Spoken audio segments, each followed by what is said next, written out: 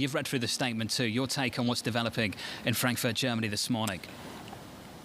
Well, to your question and consensus, you don't put out a statement like this. Frankly, you don't call a meeting like this if there isn't consensus. And what is clear is that the Governing Council has now agreed, and this is what the market wanted, and they put it out on paper, that they will accelerate the completion of a new tool that is designed to fragment or to deal with the fragmentation in the market. This is basically what investors out there, particularly in the European market, wanted to hear and had been wanting to hear for a week now, that this is not just an abstract term, that the European Central Bank will fight fragmentation in the context of rate hikes, but actually put it on paper, something concrete. I think it also goes beyond the initial idea in this meeting that this would be about reinvesting the PEP. So it does take it to the next level. I guess if you're an investor yesterday, you had reasons to perhaps want to test the European Central Bank, to put it to the test. What is a pain level that they were willing to tolerate today? But I think today, this meeting in this context, they actually provided more than a lot of people were expecting when going into the meeting. They now say very clearly, we have to create a new tool.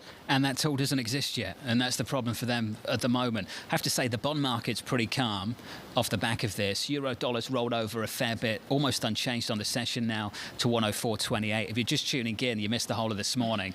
We've seen this massive move in the Italian bond market. You've all witnessed that over the last couple of days. Clearly that got the attention of the ECB. They scheduled an unscheduled meeting, got together, sat around a table for 2 hours and had a discussion about what to do.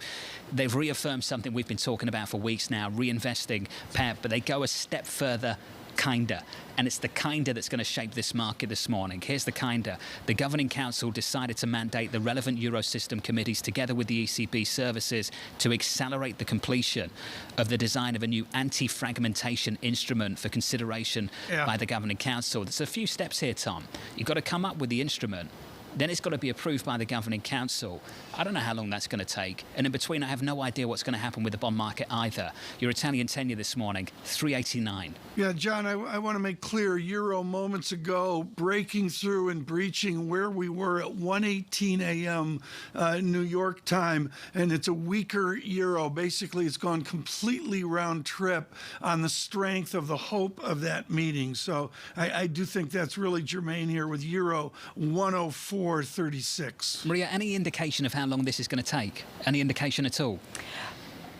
Well, things have changed so much over the past week that, they could go quicker from now on. What I would say is that the last time there was a meeting like this, which was not on the agenda, that it was called in a panic, that it was called in a rush, it was back in 2020 during the pandemic. And that's when the PEP program came about. And that was implemented and put together quicker.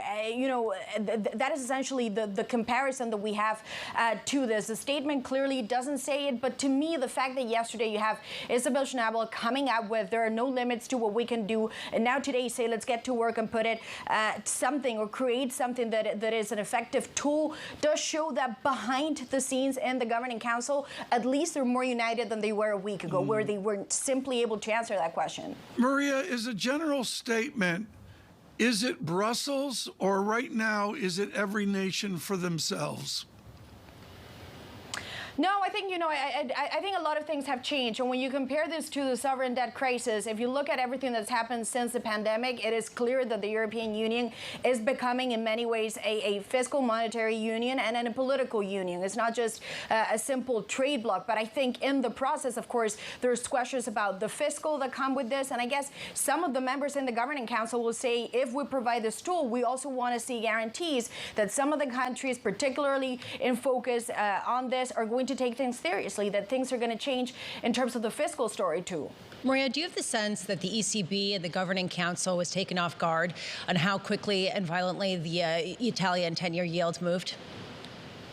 I think they were. I think they were. If you look at that press conference last week, Christine Lagarde was asked 4 times, how do you fight fragmentation? And she thought that would be enough to say we are ready to do it. And of course, we're very committed that our monetary policy feeds through to all of them. Again, the challenge for the central bank is that you deal with 19 different countries that are very different. So one policy fits all. It's harder than other central banks. But I think they were caught off guard. And this is why this meeting is happening today. And they've now decided to say this is not an abstract concept. We're going to put something on paper and create a tool that works.